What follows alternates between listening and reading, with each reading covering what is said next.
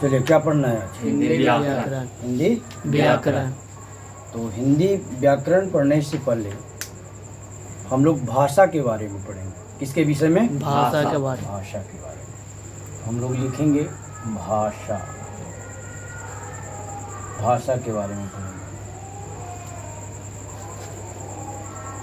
तो भाषा के विषय में पढ़ेंगे तो सबसे पहले जानेंगे हम लोग कि भाषा होता क्या है। भाषा होता है यानी भाषा को हम लोग इंग्लिश में क्या बोलेंगे? लैंग्वेज। लेकिन हम लोग हिंदी ग्रामर पढ़ रहे हैं तो यूज करेंगे हिंदी का ही। ठीक है, तो हम लोग सबसे पहले भाषा के विषय में पढ़ेंगे। लिखा जाता है क्या कि भाषा वह साधन है। भाषा वह साधन है। भाषा वह साधन है जिसके माध्यम से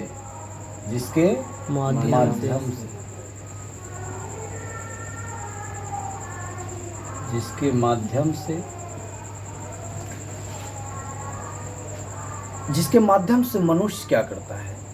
बोलकर, लिखकर या संकेत के माध्यम से अपने विचारों को क्या करता है? प्रकट करता है। और यही चीज को हम लोग लिखेंगे जिसके माध्यम से मनुष्य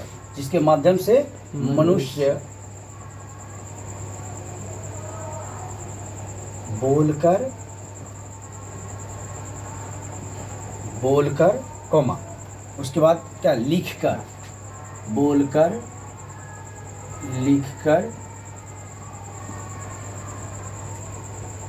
एवं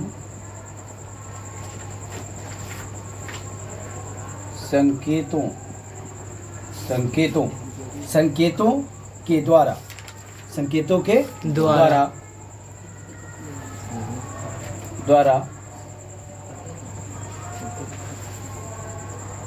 अपने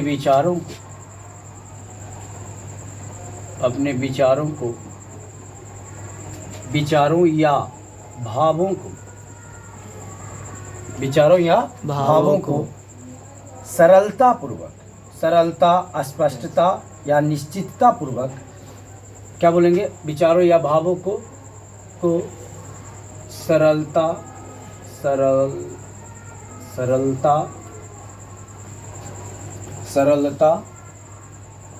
स्पष्टता एवं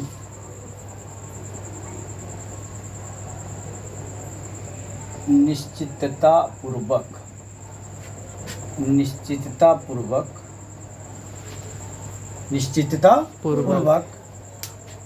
किसी दूसरे प्रकट करता है। निश्चितता पूर्वक किसी दूसरे को क्या करता है? किसी दूसरे को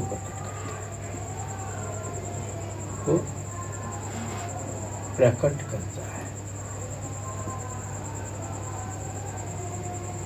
चलिए,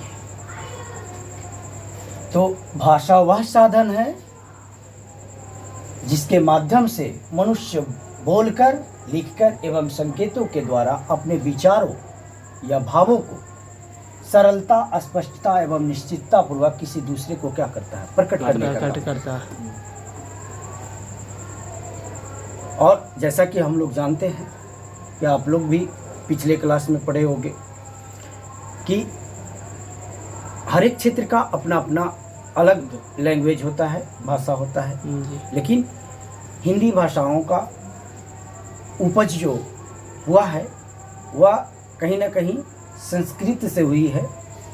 लेकिन कई विद्वानों का मानना है, ऐसा मानना होता है, उनका मत होता है, कई विद्वानों का मानना है कि हिंदी भाषा संस्कृत से उत्पन्न तो हुई है, परंतु सत्य यह है कि हिंदी की उत्पत्ति अपभ्रंश भाषा से हुई। किस भाषा से? अपभ्रंश भाषा से। लेकिन उतने ज़्यादा चीज़ों को नहीं पढ़नी है, उतनी गहराई में पढ़नी है तो अब कंपटीशन के बच्चे को पढ़ना है। 9th 10th 11th 12th के बच्चे को इतना ज़्यादा दूर तक नहीं है, लेकिन पढ़ाना होता है, पढ़ना होता है तो पढ़ाया जाता है। आगे हम लोग इसी से रिलेटेड चीज़ों को पढ़ेंगे पॉइंट बाई पॉइंट। आगे भाषा से रिलेटेड पॉइंट को हम लोग देखेंगे। जैसे कहा जाता है कि जैसे आप सुने होंगे कि भाषा से ही योग्यता और या अयोग्यता सिद्ध होती है, यानी साबित होती है। आप किस तरीके से लैंग्वेज को बोल रहे हो, किस तरीके से भाषा किसी के साथ यूज कर रहे हो, तो उसी से आपकी योग्यता और अयोग्यता साबित होती है। यानी सेकंड पॉइंट हम लोगों का होगा कि क्या होगा, भाषा से ही हमारी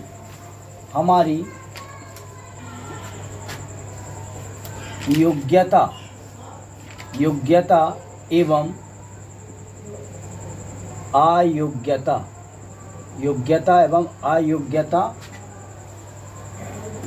अयोग्यता सिद्ध होती है या क्या बोल सकते हैं इसको, साबित होती है।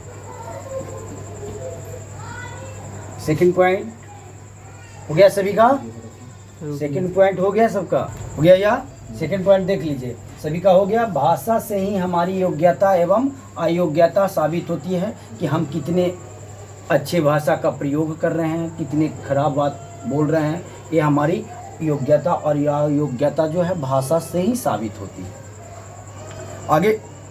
आगे आपको यह भी ध्यान रखना है कि भाषा ही मनुष्य की वास्तविक योग्यता, उसकी विद्वता, मनुष्यता एवं विचारों की गंभीरता को प्रकट करता है।